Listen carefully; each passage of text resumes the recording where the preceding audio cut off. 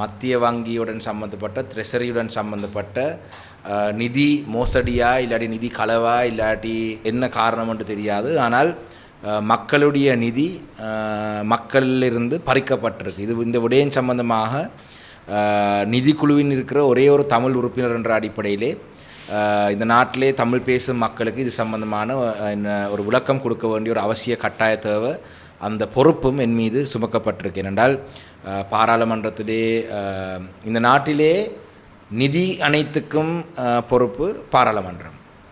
அதாவது வரவு செலவு திட்டம் அமுல்படுத்துறது பாராளுமன்றம். அதே போல் நாட்டிலே கடன் கட்டுறதுக்கு சம்பந்தமாக அனுமதி பெறுவது பாராளுமன்றத்தின் ஊடாக.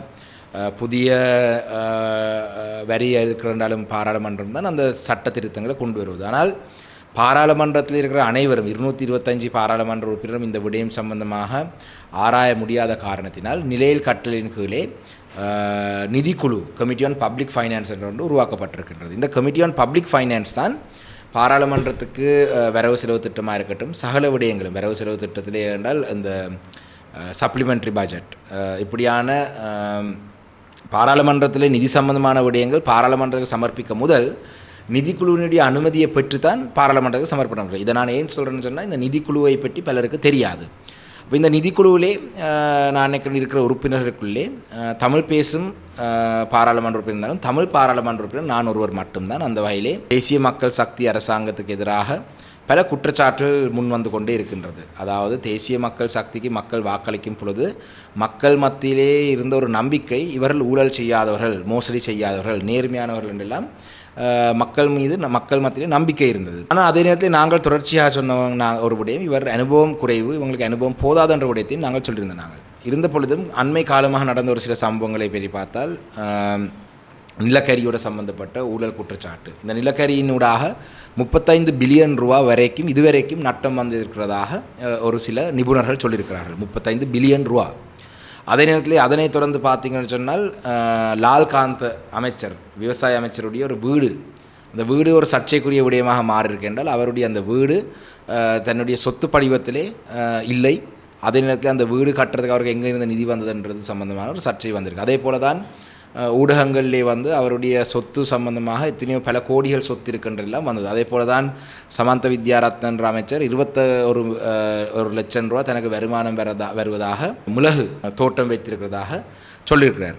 அதை எல்லாத்தையும் தாண்டி இன்று மிகவும் ஒரு முக்கியமான பிரச்சனை வந்திருக்குன்னு சொன்னால், ட்ரெஷரியிலே இருந்து $2.5 மில்லியன், அதாவது சுமார் ஒரு 700 மில்லியன் ரூபா காசு எங்கே போனன்னு தெரியாத ஒரு பிரச்சனை வந்திருக்கு. அதனை தொடர்ந்து நலிந்த ஜெயதிசா அமைச்சர் அவர்கள் சொல்லியிருக்கார், இன்னொரு $600,000 $200 மில்லியன் ரூபா காசு காணவில்லை என்று சொல்கிறார்.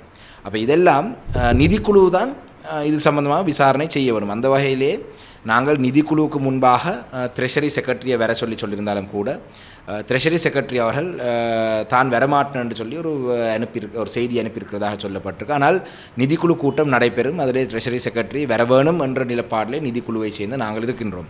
அந்த வகையிலே இந்த அரசாங்கத்தினுடைய காலப்பகுதியில், அதாவது இந்த சைபர் அட்டாக் கொண்டு ஹேக் பண்ணி $2.5 மில்லியன் ரூபா போனது என்று சொல்கிறது ஏற்றுக்கொள்ள முடியாத ஒரு விஷயம்.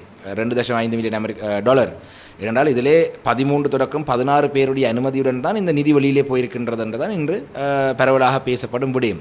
அந்த அடிப்படையிலே இந்த விடயம் சம்பந்தமாக பல சந்தேகங்கள் வந்திருக்கின்றது. அரசாங்கம் நம்பிக்கையில்லா பிரேரணைக்கு பிறகு அமைச்சர் ராஜினாமா செய்திருக்கிறார்.